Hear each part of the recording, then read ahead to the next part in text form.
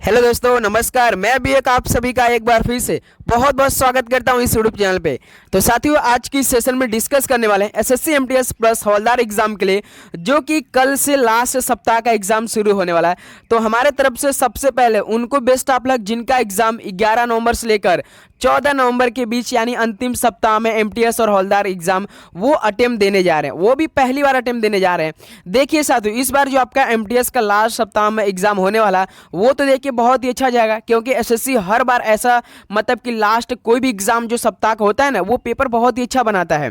आप बिल्कुल कॉन्फिडेंस के साथ जाइए, अपने साथ एडमिट कार्ड लेके जाइए, साथ ही 2 फोटो लेके जाइए और एक सिंपल सा आधार कार्ड लेके जाइए।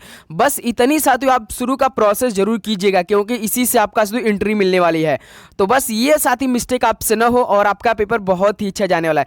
चाहे आपका पहला सेशन हो, चाहे आपका दूसरा सेशन हो, पहला सेशन साथी केवल आपको क्वालिफाइंग करना रहता है, जिसमें 40 क्वेश्चन मिलते हैं आपको। तो भाई इनमें माइनस मार्किंग भी देखने को नहीं मिलेगी। 40 क्वेश्चन में से जनरल वालों को तो केवल भाई 12 ही क्वेश्चन करना रहता है पास होने के लिए। सही 40 में से केवल 12 क्वेश्चन, और ओबीसी वालों को तो केवल 10 ही क्वेश्चन, और SC ST लोग तो केवल 8 ही क्वेश्चन करना रहता है। सिंपल साथियों। और यदि आपका मैथ रीजनिंग का बेसिक क्लियर है तो आप काफ़ी अच्छे से क्वालिफाइंग करेंगे, और हर एक हमारे दोस्त काफ़ी अच्छे से उसको क्वालिफाइंग करने वाले हैं। कल से लास्ट सप्ताह का एग्जाम शुरू होने वाला है। भाई मेरे तरफ से देखिए बहुत बहुत बधाई, बेस्ट ऑफ लक। महादेव की कृपा आप पे बनी रहेगी साथी, टेंशन नहीं लेना है। और साथ ही जीके इंग्लिश के हम बता दें कि जीके भी आपका बहुत ही अच्छा जाएगा। आपको देखेंगे 25 क्वेश्चन आएंगे ना, कि आपको बिल्कुल 25 के 25 पढ़े आएंगे सवाल।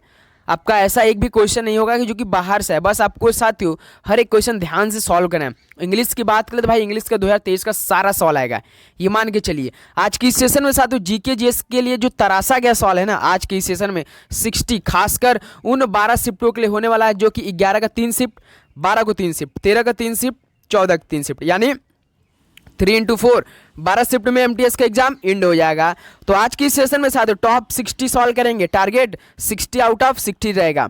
और क्लास की टाइमिंग सुबह 8 बजे, शाम को 6 बजे। और चैनल पर नहीं आते साथ ही सब्सक्राइब कर लेंगे, देख जिनका भी एग्जाम 12, 13, 14 को, क्योंकि एनालिसिस के साथ ही आपको क्लास सुबह 8 बजे, शाम को 6 बजे मिलने वाली है। ओके मेरे भाई, तो चलिए सेशन को स्टार्ट करते हैं। आप सभी को गुड इवनिंग। जैसा कि शाम के इस समय साथी 6 बज चुके हैं, 6 के करीब मतलब पास हो गया है, लेकिन भाई हमें कल का एग्जाम फोड़ना है, और 12, 13, 14 को बिल्कुल खासकर। तो चलिए देखते हैं आज सेशन का पहला प्रश्न क्या दिया। किस वर्ष में ओलंपिक खेलों का अंतर्राष्ट्रीय स्तर का दर्जा मिला? तो किस वर्ष में ओलंपिक खेलों का अंतर्राष्ट्रीय स्तर का दर्जा मिला था? तो साथी 1908 में मिला था। पहले क्या हो जाएगा आपका सी, बिल्कुल राइट ऑप्शन हो जाएंगे। चलिए नेक्स्ट नंबर देखते हैं। आपका क्वेश्चन नंबर देखिए सेकेंड। कानून द्वारा स्थापित प्रक्रिया की अवधारणा को किस संविधान से लिया गया है? जो कानून द्वारा स्थापित प्रक्रिया की अवधारणा है, ये साथियों जापान के संविधान से लिया गया है। सी ऑप्शन क्या हो जाएगा? बिल्कुल राइट ऑप्शन। देखिए साथियों टॉप 60 सॉल्व करना है, इसलिए आप लोग दो स्पीड है ना वो थोड़ा सा मेंटेन करके चलेंगे साथ में। क्वेश्चन नंबर 3 देखिए, निम्नलिखित में से किस राज्य की पवन ऊर्जा उत्पादन क्षमता सबसे अधिक है? तो किस राज्य की पवन ऊर्जा उत्पादन क्षमता सबसे अधिक है?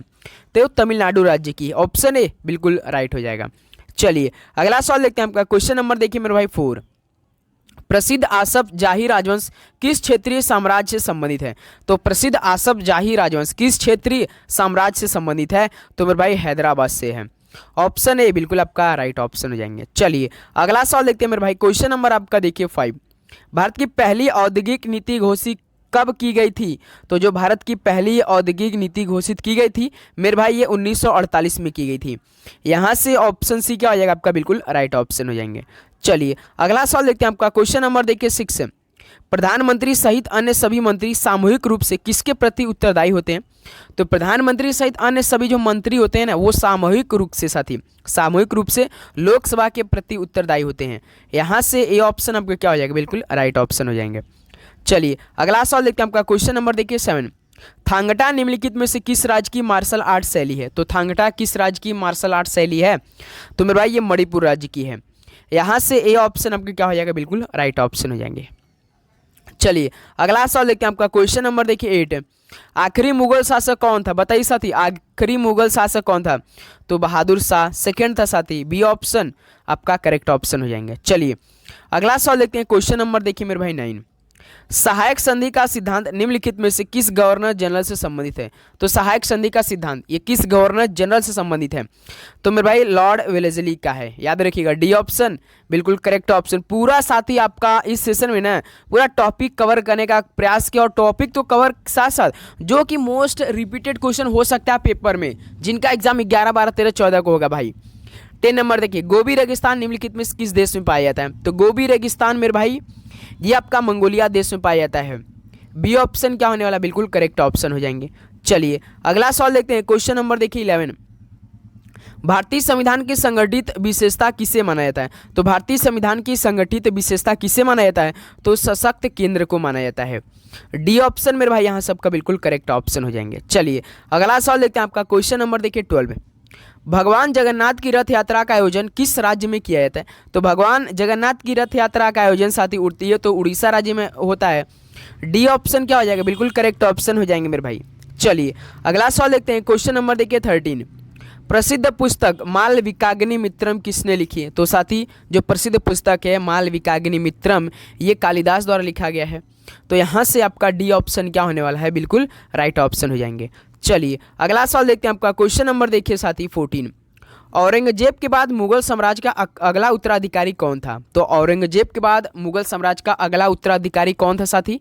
तो याद रखिएगा बहादुर शाह प्रथम था। यहाँ से ऑप्शन सी क्या हो जाएगा आपका? बिल्कुल राइट ऑप्शन हो जाएंगे। चलिए अगला सवाल देखते हैं आपका। क्वेश्चन नंबर देखिए 15, 1828 में ब्रह्म समाज की स्थापना किसने की थी? तो 1828 में साथियों ब्रह्म समाज की स्थापना किसने की थी? तो ये तो सर जी राजा राम मोहन राय जी के द्वारा की गई थी। बस ये साथियों वर्ष याद रखिए। ब्रह्म समाज की स्थापना तो सभी को मालूम होगा, लेकिन वर्ष काफ़ी लोग भूल जाते हैं। तो 1828। चलिए अगला सवाल देखते हैं आपका। क्वेश्चन नंबर देखिए साथियों 16, असम के सत्रिया नृत्य के संस्थापक के रूप में किसे जाना जाता है? तो असम के सत्रिया नृत्य के, देखिए सत्रिया नृत्य असम से संबंधित है, इसके संस्थापक के रूप में साथी शंकर देव को जाना जाता है। भाई आज के सेशन में सवाल का मतलब बता दें आपको, पेपर के लिए रामबाड़ होगा हर एक सवाल, इसलिए आप सभी से रिक्वेस्ट रहेगा कि आप लोग जरूर याद हर एक क्वेश्चन याद करेंगे साथ साथ में। 17 नंबर देखिए, निम्न में से भारत के किस पड़ोसी देश में एक भी बंदरगाह नहीं है? तो ऐसा भारत का कौन सा पड़ोसी देश है कि जहाँ पे एक भी बंदरगाह नहीं है? तो भाई अफगानिस्तान में, अफगानिस्तान देश। बी ऑप्शन क्या हो जाएगा? बिल्कुल राइट ऑप्शन हो जाएंगे। चलिए अगला सवाल देखते हैं आपका। क्वेश्चन नंबर देखिए 18, वाडियार राजवंश का उदय किस क्षेत्र में हुआ? तो साथी वाडियार राजवंश का उदय किस क्षेत्र में हुआ? तो याद रखिए मैसूर में हुआ था। यहाँ से डी ऑप्शन आपका क्या होने वाला है? बिल्कुल राइट ऑप्शन हो जाएंगे। चलिए अगला सवाल देखते हैं। क्वेश्चन नंबर देखिए साथी 19, भारत में अब्रक का सबसे बड़ा उत्पादक राज्य कौन सा है? भाई आप अभी तुरंत मनोमस्तिष्क में ये सवाल बैठा लीजिए। भारत में अब्रक का सबसे बड़ा उत्पादक राज्य कौन सा है?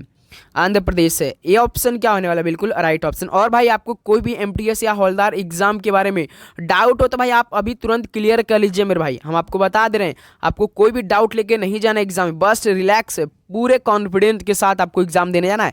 याद रखिएगा 2011 की जनगणना के अनुसार भारत में महिला साक्षरता दर कितनी है? तो साथी 2011 की जो जनगणना के अनुसार भारत में महिला साक्षरता दर कितनी है? तो 65.46% है। डी ऑप्शन क्या हो जाएगा? सबका बिल्कुल राइट ऑप्शन हो जाएंगे। चलिए अगला सवाल देखते हैं आपका। क्वेश्चन नंबर देखिए 21, राष्ट्रपति द्वारा किसके अनुमोदन पर लोकसभा को भंग किया जा सकता है? तो साथी राष्ट्रपति द्वारा किसके अनुमोदन पर लोकसभा को भंग किया जा सकता है? ये प्रधानमंत्री के, सभी को जानते हैं। ऑप्शन सी क्या हो जाएगा? यहाँ सबका राइट ऑप्शन हो जाएंगे। चलिए अगला सवाल देखते हैं आपका। क्वेश्चन नंबर देखिए 22, केंद्र शासित प्रदेशों के लिए नियम कौन बनाता है? तो साथी जो केंद्र शासित प्रदेश होते हैं उनके लिए नियम कौन बनाते हैं? तो जाहिर सी बात है राष्ट्रपति साहब ही बनाएंगे। ऑप्शन सी क्या हो जाएगा? बिल्कुल राइट ऑप्शन हो जाएंगे। चलिए अगला सवाल देखते हैं आपका। क्वेश्चन नंबर 23, बंगाल में दोहरे शासन की नीति किसने लागू की? तो बंगाल में दोहरे शासन की नीति तो रॉबर्ट क्लाइव ने लगाई थी। ऑप्शन ए क्या हो जाएगा? बिल्कुल राइट ऑप्शन हो जाएंगे। चलिए अगला सवाल देखते हैं आपका। क्वेश्चन नंबर देखिए 24, सिमलीपाल संरक्षित जैव मंडल निम्नलिखित में से किस राज्य में स्थित है? तो साथी सिमलीपाल संरक्षित जैव मंडल ये किस राज्य में स्थित है? तो मेरे भाई ये उड़ीसा राज्य में स्थित है। ऑप्शन सी क्या हो जाएगा? बिल्कुल राइट ऑप्शन हो जाएंगे। चलिए 25 नंबर देखते हैं। क्वेश्चन देखिए, निम्नलिखित नदियों में से कौन सी एक प्रायद्वीपीय नदी है? तो इन नदियों में से साथियों कौन सी एक प्रायद्वीपीय नदी, भारत की सबसे बड़ी प्रायद्वीपीय नदी कौन सी है? कमेंट बॉक्स में बताएंगी भारत की सबसे बड़ी प्रायद्वीपीय नदी कौन सी है। देखिए इनमें से साथी प्रायद्वीपीय नदी कौन कौन सी? ब्यास है, बेतवा है, चंबल है, लेकिन सिर्फ ताप्ती ये नहीं है। बी ऑप्शन क्या हो जाएगा? बिल्कुल राइट ऑप्शन हो जाएंगे।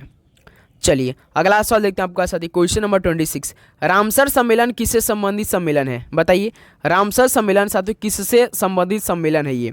तो ये नम भूमि से है। यहाँ से ए ऑप्शन क्या हो जाएगा आपका? बिल्कुल राइट ऑप्शन हो जाएंगे। चलिए अगला सवाल देखते हैं आपका, क्वेश्चन नंबर 27। एक वर्ष में बजट सत्र की अवधि कितनी होती है? तो एक वर्ष में साथी बजट सत्र की अवधि कितनी होती है?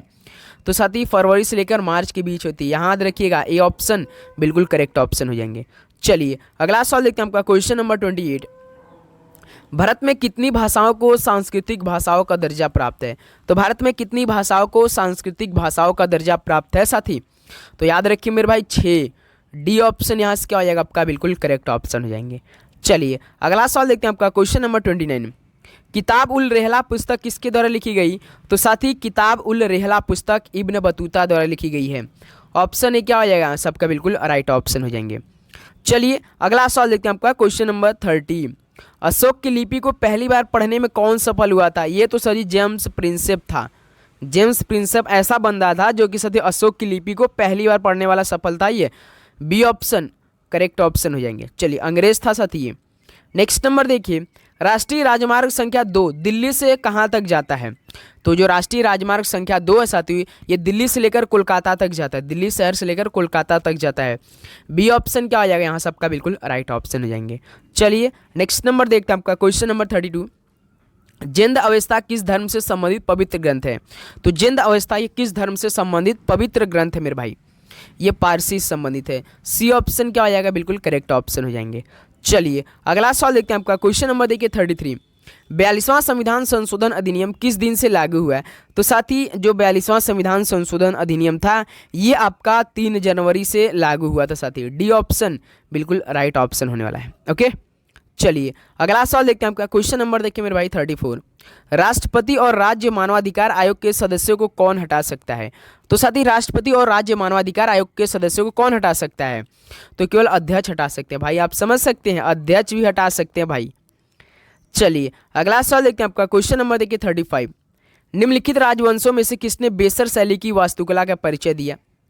तो किन राजवंशों साथी किसने मतलब बेसर शैली की वास्तुकला का परिचय दिया था? तो साथी ये किसने दिया था? राइट ऑप्शन चालुक्य ने दिया था। बी ऑप्शन क्या हो जाएगा? चालुक्य आपका बिल्कुल करेक्ट ऑप्शन हो जाएंगे। चलिए अगला सवाल देखते हैं आपका, क्वेश्चन नंबर देखिए 36 है। श्री मणि प्रसाद किस प्रकार के संगीत से संबंधित है? तो श्री मणि प्रसाद साथी किस प्रकार के संगीत से संबंधित है? तो याद रखिए हिंदुस्तानी स्वर संगीत से संबंधित है। डी ऑप्शन क्या होने वाला है? यहाँ से आपका बिल्कुल राइट ऑप्शन हो जाएंगे। चलिए अगला सवाल देखते हैं आपका, क्वेश्चन नंबर 37। 1944 ईस्वी में इम्फाल का युद्ध ब्रिटिश सेना और किस सेना के बीच लड़ा गया था? तो देखिए 1944 में साथी इम्फाल का युद्ध लड़ा गया था। ये तो ब्रिटिश सेना और जापानी सेना के बीच लड़ा गया था। ये ऑप्शन यहाँ से क्या आ जाएगा? आपका बिल्कुल राइट ऑप्शन हो जाएंगे। ओके चलिए अगला सवाल देखते हैं आपका, क्वेश्चन नंबर देखिए 38। फायर ऑन द गंगाज पुस्तक किसके द्वारा लिखी गई? तो साथी फायर ऑन द गंगाज ये जो पुस्तक है ये राधिका अयंगर द्वारा लिखा गया है। ये ऑप्शन यहाँ से क्या हो जाएगा? आपका बिल्कुल राइट ऑप्शन हो जाएंगे। ओके चलिए अगला सवाल देखते हैं आपका, क्वेश्चन नंबर देखिए 39। भरतनाट्यम दक्षिण भारत के किस राज्य का शास्त्रीय नृत्य है? तो साथी भरतनाट्यम जो है दक्षिण भारत के ये तमिलनाडु राज्य का शास्त्रीय नृत्य है। ये ऑप्शन आपका तमिलनाडु बिल्कुल राइट ऑप्शन हो जाएंगे। ओके चलिए अगला सवाल देखते हैं आपका, क्वेश्चन नंबर मेरे भाई देखिए 40। जब संपत्ति के अधिकार को मौलिक अधिकार के रूप में समाप्त कर दिया गया तब प्रधानमंत्री कौन थे? आप सभी को पता था पहले संपत्ति का अधिकार सत्य मौलिक अधिकार था जो कि मौलिक अधिकार के रूप में समाप्त कर दिया गया। तब उसमें प्रधानमंत्री साहब कौन थे? ये तो मोरारजी देसाई जी थे। 40 का सी ऑप्शन क्या हो जाएगा? बिल्कुल आपका राइट ऑप्शन हो जाएंगे। ओके चलिए अगला सवाल देखते हैं आपका, क्वेश्चन नंबर देखिए 41। इनमें से क्या भारत के सर्वोच्च न्यायालय के क्षेत्राधिकारी में नहीं आता है? तो साथी जो भारत के सर्वोच्च न्यायालय के क्षेत्राधिकारी में नहीं आता है वो साथी केवल वित्तीय क्षेत्राधिकारी नहीं है। डी ऑप्शन क्या हो जाएगा? बिल्कुल राइट ऑप्शन हो जाएंगे। चलिए नेक्स्ट नंबर देखते हैं आपका, क्वेश्चन नंबर देखिए 42। भारत में पंचवर्षीय योजनाओं को मंजूरी देने के लिए कौन अधिकृत है? तो भारत में जो पंचवर्षीय योजनाओं को मंजूरी देने के लिए अधिकृत है वो राष्ट्रीय विकास परिषद है। बी ऑप्शन यहाँ से क्या हो जाएगा? आपका राइट ऑप्शन हो जाएंगे। चलिए अगला सवाल देखते हैं, क्वेश्चन नंबर देखिए 43। राष्ट्रपति द्रौपदी मुर्मू ने जनवरी 2024 में राज्यसभा के लिए किसे नामित किया है? तो ये साथी याद रखिए सतनाम सिंह सिंधु को नामित किया। जो राष्ट्रपति द्रौपदी मुर्मू जी है जनवरी 2024 में राज्यसभा के लिए नामित किया सतनाम सिंह संधू को। चलिए अगला सवाल देखते हैं आपका, क्वेश्चन नंबर 44।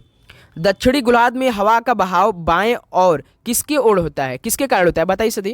तो दक्षिणी गोलार्ध में हवा का बहाव सदैव बाएं और ये किसके कारण होता है, तो ये कोरियालिस बल के द्वारा होता है, जो आपका कोरियोलिस बल होता है ना साथी, इसके वजह से होता है।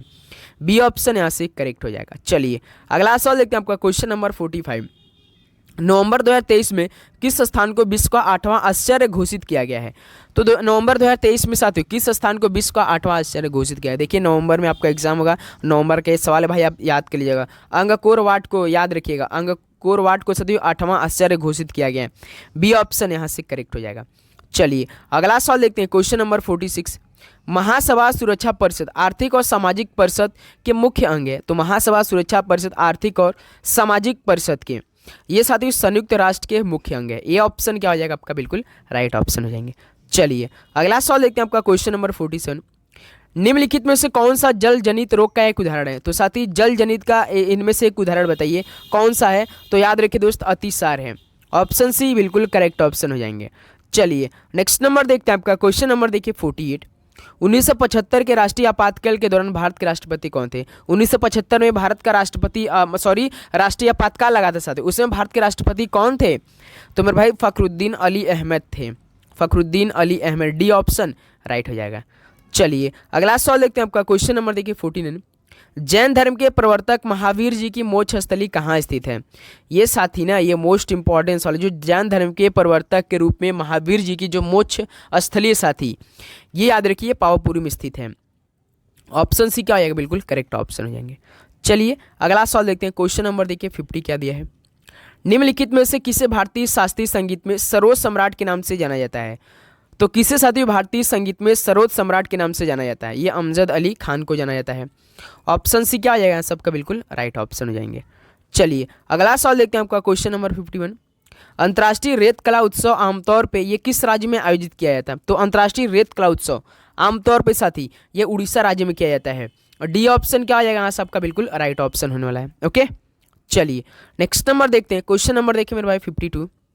निम्नलिखित में से द जोया फैक्टर पुस्तक की लेखिका कौन है। तो साथी द जोया फैक्टर पुस्तिका की लेखक कौन है। तो याद रखिए अनुजा चौहान है मेरे भाई। सी ऑप्शन बिल्कुल राइट ऑप्शन हो जाएंगे। चलिए अगला सवाल देखते हैं आपका क्वेश्चन नंबर देखिए 53। राष्ट्रीय एकता परिषद की पहली बैठक किस वर्ष आयोजित की गई थी। तो राष्ट्रीय एकता परिषद की पहली बैठक किस वर्ष आयोजित की गई थी। तो साथी 1962 में की गई थी। बी ऑप्शन क्या हो जाएगा, इस तरह से आपका बिल्कुल राइट ऑप्शन हो जाएंगे। चलिए अगला सवाल देखते हैं आपका क्वेश्चन नंबर 54। निम्नलिखित में से सबसे प्रसिद्ध चाहमान शासक कौन था। सबसे प्रसिद्ध चाहमान शासक कौन था। तो साथी याद रखिएगा पृथ्वीराज तृतीय था, पृथ्वीराज तृतीय था मेरे भाई। ऑप्शन ए बिल्कुल राइट हो जाएगा। चलिए अगला सवाल देखते हैं क्वेश्चन नंबर 55। चंपारण कृषि अधिनियम कब पारित किया गया था। तो साथी चंपारण कृषि अधिनियम कब पारित किया गया था, 1918 में पारित किया गया था। ऑप्शन सी बिल्कुल राइट हो जाएगा। चलिए अगला सवाल देखते हैं क्वेश्चन नंबर 56। संसदीय प्रणाली के तहत राष्ट्रीय स्तर पर सरकार कौन चलाता है। तो साथी संसदीय प्रणाली के तहत राष्ट्रीय स्तर पर सरकार कौन चलाता है। तो मेरे भाई प्रधानमंत्री और मंत्री परिषद चलाते हैं। जो संसदीय प्रणाली के तहत साथी राष्ट्रीय स्तर पर नेशनल पे साथी सरकार कौन चलाते हैं, तो प्रधानमंत्री जी और मंत्री परिषद चलाते हैं। बी ऑप्शन क्या हो जाएगा, राइट हो जाएगा। चलिए अगला सवाल देखते हैं आपका क्वेश्चन नंबर 57। विश्व के एकमात्र समुद्र का नाम बताइए जिसकी कोई भूमि सीमा नहीं। भाई बताइए विश्व के एकमात्र समुद्र का नाम बताना जिसकी कोई भूमि सीमा नहीं है। तो सरगासो सागर है साथी। ये ऑप्शन क्या हो जाएगा, बिल्कुल राइट ऑप्शन हो जाएंगे। चलिए अगला सवाल देखते हैं क्वेश्चन नंबर आपका देखिए 58। कवास थर्मल पावर स्टेशन निम्नलिखित में किस राज्य में स्थित है। बताइए साथियों जो कवास थर्मल पावर स्टेशन ये किस राज्य में स्थित है। तो सर ये तो गुजरात राज्य में स्थित है। ये ऑप्शन क्या हो जाएगा आपका, बिल्कुल राइट ऑप्शन हो जाएंगे। चलिए नेक्स्ट नंबर देखते हैं 59 देखिए। भारत में जंगली गधे और ऊँट किस प्रकार के वनों में पाए जाते हैं। बताइए साथियों भारत में जो जंगली गधे और ऊँट हैं ये किस प्रकार के वनों में पाए जाते हैं। तो ये कांटेदार वन और झाड़ियाँ पाए जाते हैं। सी ऑप्शन बिल्कुल राइट ऑप्शन हो जाएंगे। चलिए नेक्स्ट नंबर देखते हैं आपका क्वेश्चन नंबर देखिए 16। भारत में कितने जैव मंडल आरक्षित क्षेत्र है। जैव मंडल आपका टोटल 18 होना चाहिए। ऑप्शन बी देखिए। तो साथ ही इस तरह से टोटल बिना टाइम वेस्ट किए साथ ही बिना बातें किए हम लोग 60 सवाल बिल्कुल फटाफट कर दिए। और आपका अपना स्कोर बताइए और आपकी तैयारी किस लेवल की और आपका एग्जाम किस डेट को है भाई, ये हमें जरूर क्लियर कीजिएगा। ओके भाई, और आपका क्या डाउट है एग्जाम के बारे में वो भी हमें आप बताइए सकते हो और रिवीजन करते रह सकते हो। देखिए कल से एमटीएस के एग्जाम शुरू होगा भाई, आपको रिवीजन करने का टाइम नहीं मिलेगा, उन्हीं को मिलेगा जिनका 13-14 होगा।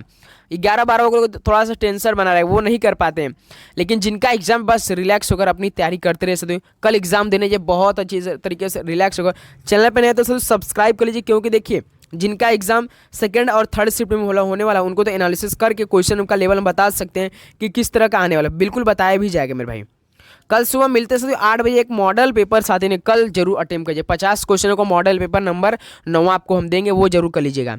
ओके दोस्त, तो चलिए सेशन को यही समाप्त करते हैं। आप सभी को एग्जाम के लिए बेस्ट ऑफ लक। जय हिंद, वंदे मातरम। पढ़ाई करते रहिए साथियों, सभी को बेस्ट ऑफ लक।